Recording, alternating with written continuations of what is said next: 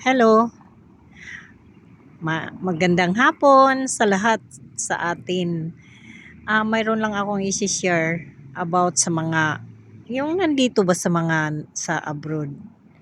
Minsan minsan kasi parang masamang magpaliwanag kung may kinain ka ba o wala, may ulam ka ba o wala. Parang masakit sa kanila na malapit na ang sahod, nag-aano ka naman, nagdadahilan ba? Pero sa totoo lang, ang sarap na talagang iuwi. Kasi parang wala ka ng karapatan na ano ba, yung halimbawa, wala kang minsan naubusan ka na ng pira kasi kunti lang iiwan mo sa sarili mo, iiwan sa sarili mo kasi padala na. Yung parang pag magsabi ka, ay wala nga akong ulam, parang tingin nila nagdamot ka, parang ayaw mong magbigay. Pero sa totoo lang, naghirap ako minsan dito. Ilang araw na wala akong ulam.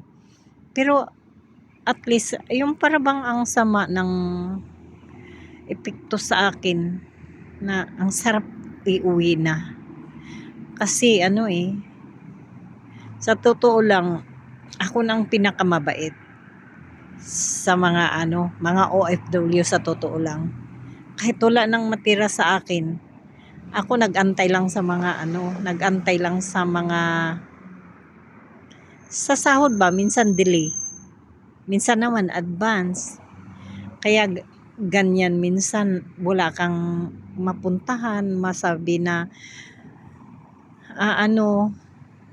nakita mo na lang kailangan din nila. Siyempre, parang pag nagsabi ko na ako lang ang ulam, parang nasaktan ako kasi ulang makinig sa'yo. Parang ang sama ng epekto sa totoo lang sa mga OFW. Mas lalo na pag once na ikaw ay matagal na dito, mas masarap naman talaga sa atin, kaso lang nagtiis para sa pamilya. Ayan lang minsan i-share ko. Minsan nasaktan din ako dito. Oo, hindi ko naman inaano yan na minsan madelay. Sa totoo lang, ang daming bayaran pero hindi ako nagrereklamo. Konting tiis lang, malapit na rin. Yan lang. Salamat sa mga guys. Salamat sa mga kasis ko diyan. Syempre, sa 24 years na ako dito. Ganun lang talaga. Minsan sige, salamat sa inyo. Thank you guys.